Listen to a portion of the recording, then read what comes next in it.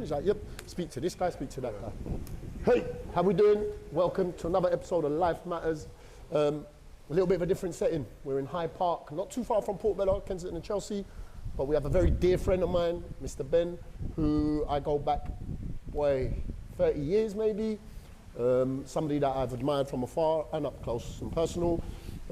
He walks around quite anonymously, but his body of work is unbelievable. A highly regarded author, voiceover actor, a bit of a broadcaster. I'm going to embarrass him, man.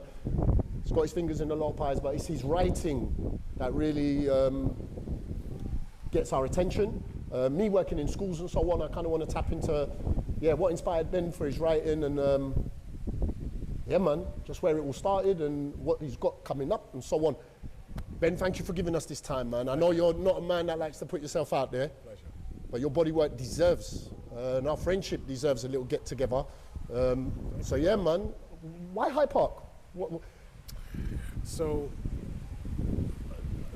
I mean, Hyde Park is a place that is very special to me. I used to live locally, and the older I get, the more and more I'm drawn to nature, especially if it's woodland or ocean or mountain. You get the tranquility. Yeah. Does it help you? Right. It does. And as an antidote to the stresses of living in London. Concrete jungle. Exactly. It's a concrete very jungle. Good way to kind of de-stress. So I've run around here for many years. We were just talking off camera in terms of the discipline you show. You run around the park quite 3 times religiously. Every week. Well, I'll take my hat to you, man. That's why you're still looking like you're 22.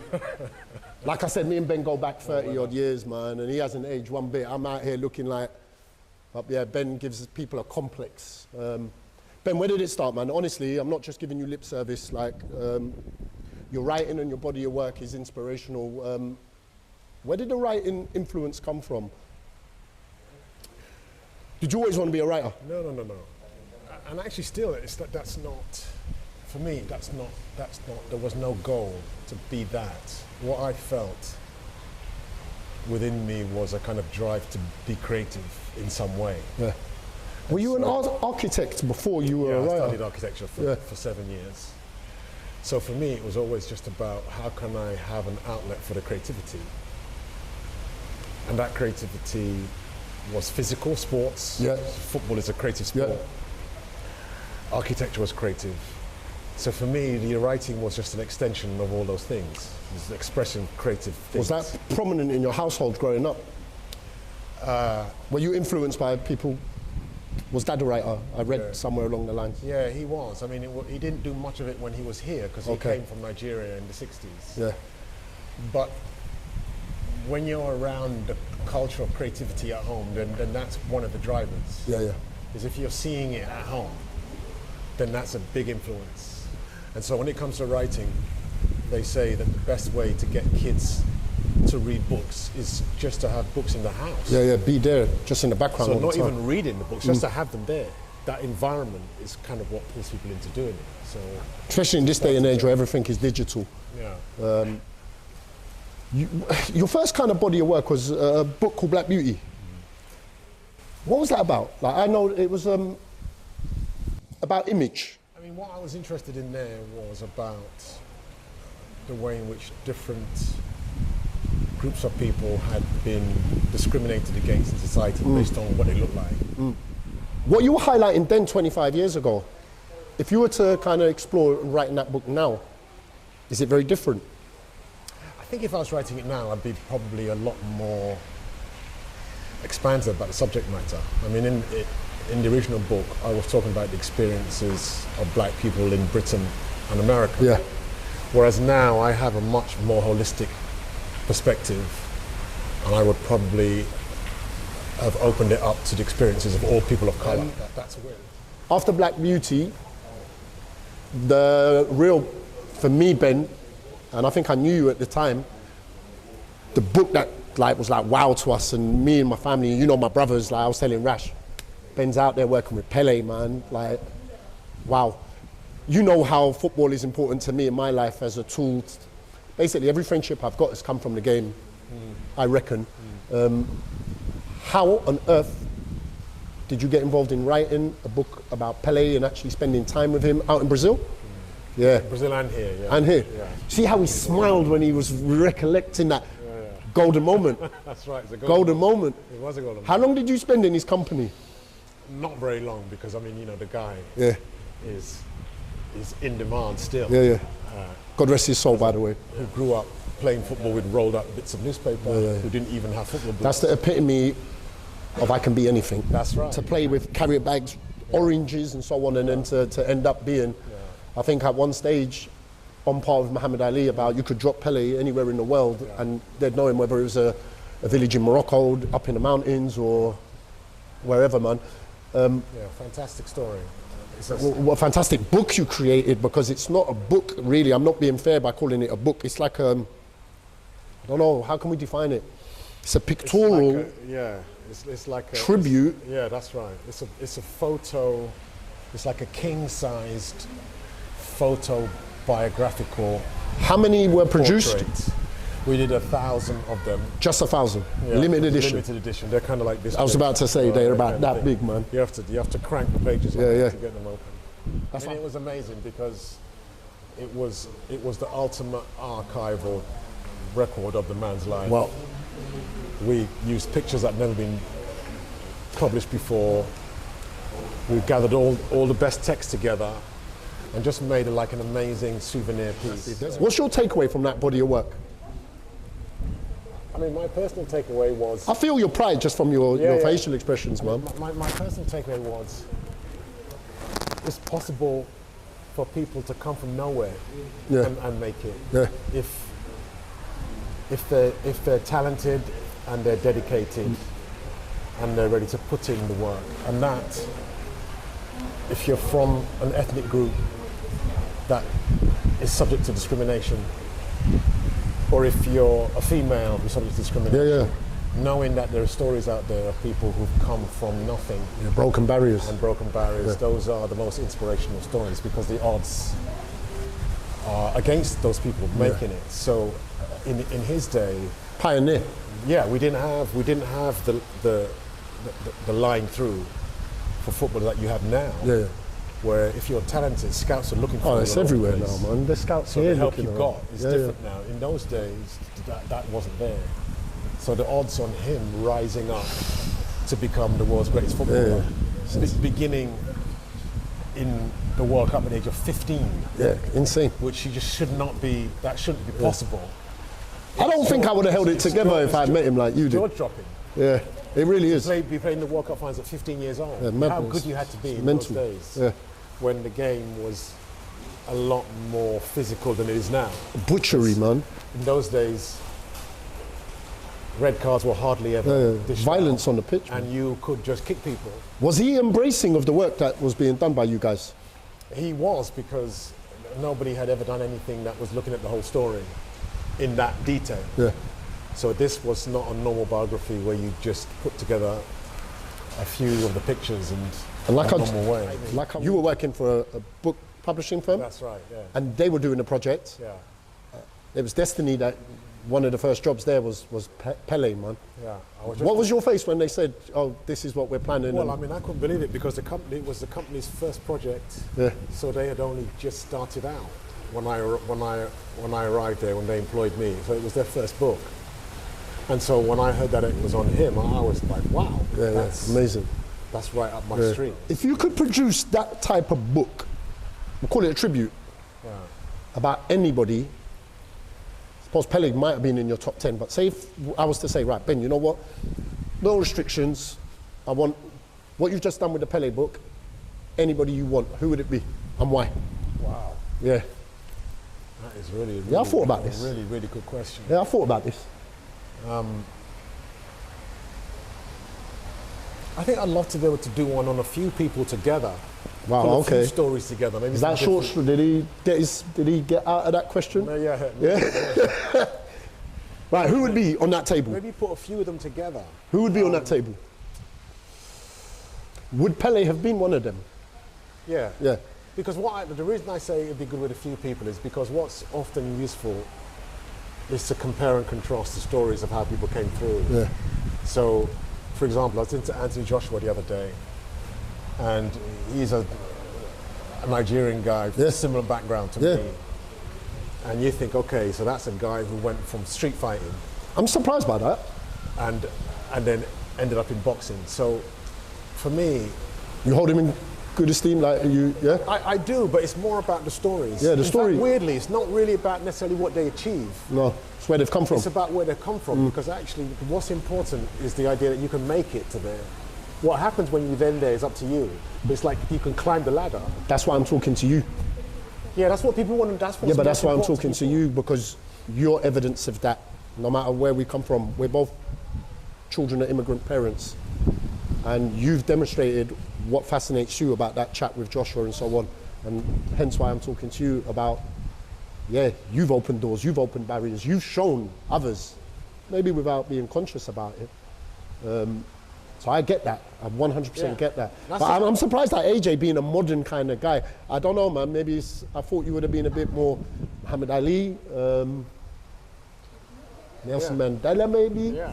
Who else? I'm talking for you, I shouldn't. No, they're great suggestions. I mean, it's just, what you put in there are great suggestions, because what I'm really trying to say is those are all stories of the same thing, which is struggle of life. These are people who are coming through, triumphing over adversity to get to a certain place, and that's the bit that's most powerful in their appeal.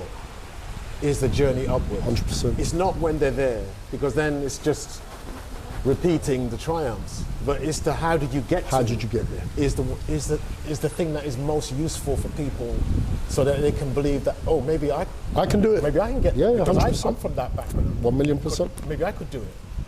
And so when you're trying to navigate a way through life, and you're looking for strategy, and you're looking for ways through, this is stuff that's important. Like, how did you get to that place? You want 100% to share that journey. Yeah, man. because these Maradona for me, I would love to. Yeah, I mean, his is an amazing story. Yeah, wow. Because of course, every human being is flawed. Yeah. But what happened to him when he gets to the top is not what's important. What happens is, Diego, how did you get there? How did you get there? Because his background is similar to Pele. Yeah, very similar. These guys come from nothing. They are people who are born with a gift, who came from nothing. No footballing background in the family. Nothing at all, man. It's absolute slums. Just from absolute zero. slums. So you're coming from a position where it looks impossible. It's impossible to get there. And that era... But their sacrifice is what they have to concede for everybody else to look at it. I knew we'd end up talking about football. I knew it. The work that Ben does is quite diverse. So you've got obviously Black Beauty, you've got books about iconic sports people that have influenced the world. I've noticed that you've done books on Trump, Barack Obama, am I right? Online dating. When I asked you earlier, was that based on life experiences? Surely online dating is. No? Or am I wrong? Yeah? I mean, how can I, through my own story, help people to do it better? I don't think I'd navigate through that treacherous environment of online dating. When I'm speaking to friends of mine who are, I'm like, wow, the concept is quite bizarre to me. I'm quite traditionalist, I'm quite old school. How did you embrace that? I would hazard a guess you're quite old school, Ben. So was that like, okay, I'm going through an environment I'm not comfortable? Yes, it was all that. Yeah. So you know, when I was on there after an unexpected breakup. I was a man in my early 50s. Liar.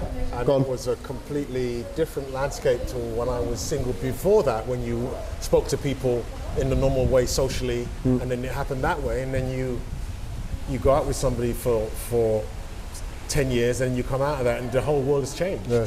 And actually now it's all digital. Some of the anecdotes you've put out there in terms of your proposition, somebody asked you to be the father of their baby. Race was an issue, yes, massive one, and that alarmed me, Ben. I mean, the first thing to remember is when you're communicating with somebody digitally, it's easier to be abusive. Yeah, of course. Because you're not interfacing with the three-dimensional hiding behind the keyboard. So the more you know somebody physically, the less it's possible to abuse them, because you've seen them, you've looked in their eyes, you've spoken to them, you've heard their values, you've spoken to them, etc. But on a dating app, everything is reduced to the picture. So and the distance, your humanity to the other person is it's lengthened away from you. And so it's easier, first of all, for people to then be abusive. And that's why you see so much abuse within the social media. So on the apps, people who had not met me felt emboldened to behave in a certain way that they wouldn't if I was standing next to them. So I wrote my book saying, wait, slow down, read this, have a look first, have a look, and then cross the road. There you go. So it's really about how can I try and help some people. Did you find the book highlighted humorous moments that you had to navigate through, as well as the pitfalls? There's always funny stuff because you're encountering people in various stages of their lives that just say or do really strange and mad things. So, human beings, man. So that's it. So those books are difficult to write because there aren't very many precedents for them. There aren't a lot of books out there that are about internet dating from the perspective of a black man in London. There's not a big category for that in the bookshelf. Was it received well? Yeah, it was. I was quite surprised. Yeah. And again, that's one that is still resonating. Still resonates, man. Still selling well, man. For people who are trying to sort of make sense of it. Yeah. Because whether we like it or not, the digital dating apps thing is a part of culture now. What you got cooking next? Well, my latest thing, which is coming out in January next year, so I've written a kind of revisionist history of the Oscars. Oh, wow. Through the lens of the most discriminated against groups in terms of nominations and Oscar victories. Wow. So people of color, women, basically. Yeah. So it tells that sort of historical story of the Oscars. It's a lot of research for that, man. Man. Yeah. From 1927 to now. Wow. So how long have you been working on that? Well, that one was actually quick. I mean, I wrote that in 9 months, when really that would have probably taken me 18 months in terms of the research and stuff. So it's a kind of big... Is that out there already? It's coming out next year. I'll look forward to that, man. Yeah, so that's the latest one. But then, as you said, the different subjects. There is a common thread highlighting plights to a lot of your work. Yes, that's right. Yes, it's there. That is there. Yeah, it's highlighting plights, whether it's navigating through online dating, the plight of those that are doing that. I love the fact that you've mentioned a few times women's inequality. So there is a common thread in your work that I've kind of... Yeah, and also from the storytelling perspective, plights, as you call them, great description, they're interesting stories. They are, man. The plight of somebody, the rise of Diego Maradona, that's an amazing story. It's film, man. That's a film story. The rise of Pele. Yeah, 100. It's movie stuff, man. Those stories of how people struggle to get up there, they're fascinating. Yeah, and inspirational. Yes, that's right. That's the key word for me. Absolutely. So, of course, I'm drawn to those things. Yeah. If I can do them, if they're not being done by lots of other people, I'm interested in kind of seeing what I can bring to it. Just before we wrap up, in terms of what you feel is the biggest obstacle that young people will find to stop them being creative and to get them into writing? If I was to ask you to come into my school and do a little talk to a group of children, what would be your message to them? I would say don't restrict yourself. So we live in a culture that restricts access to these things with subtle suggestions. So if you are somebody who goes to a public school, let's say Oxford, Cambridge, they teach you that the world is yours. Yep. You can be anything. Yep. You can be an architect, you can be a doctor, you can be a footballer, you can be anything. Aspirational. Aspirational. But traditionally, in our community, they're not jobs for us. No, you can't. Those jobs are not for you. Yeah. You can do this and this, but you can't do that. So we start off with a kind of self-imposed restriction. So what we need to do is remove that. Take the ceiling away. And just say to the kids, you're free, you can do anything you want to do. And the whole world is yours. All of the culture that's there, and all of those different options are there for you. And for the kids to feel that is, I think, the most important thing. No one's going to tell me that the field that's open to them is not open to me. I'm not having that. The whole field is mine as well. The discipline you show in your life is something that has rubbed off on our circle of friends. And that message that you just gave there is spot on, man. And that's why we need to champion your likes more and more and more. Hence why I felt inspired by the people that I know to do this. We need to hear that more often. And but what's more important is you bringing these messages to people. That's what's most important. So this is a vehicle. And even if 2 people see it, one person, it might move them. 100%. It's worth it. So 100%. we all have to try 100%. and do what we can to push that message. So just keep doing it, Ben, please, man, because you don't realize there's a service that you're putting out there that probably don't identify, man. But you're inspirational, and long may that continue. Just before we wrap up, because we're going to wrap up, Ben, it's a pleasure having you. I'm not surprised by this. I read a little that there's royalty within your family in terms of tribal royalty. And I've always said, Ben, that you hold yourself quite regal, man. Is that conscious? No. I mean, you know. Explain the royalty, man, just before we wrap up. I mean, the tribal royalty is not like... No, I know. I've got a dear Nigerian friend of mine whose dad was the king of his tribe. Yes. But I don't think we should underplay that. No, don't underplay that. I mean, on one level, it's not... I'm not going to curtsy or bow for you if that's... No, right. It's not... There's no exclusivity to it. So no, I know that, but are you... What my question is, were you aware of that in your life? Or did that play no relevance to you or how you carried yourself? I mean, it was only relevant in terms of the stories that my parents would tell you. But subconsciously, maybe there's something in there. I mean, who knows? Because you're playing it down. Like, for example, Queen Elizabeth II went out there and your grandfather had to meet her. So there is substance, man. Don't underplay it. She didn't come and meet me. No, that's true. But well, you're still young. There's still time. Well, she ain't around no more. King Charles can come check you out. But ancestral energy is a real thing. I believe so. In my life, in everybody's lives. So there might be something ancestral. Yeah. I mean, I don't carry around day to day, but what I do carry is the belief that I can. You're a king in your world. I can do stuff. Yeah. So, we're all kings in our world. It's important. I have a son, and I tell him, it's like, look, it's just possible. You can do that stuff. Do it. It's not just for them. It's for you. You can do it. Yeah.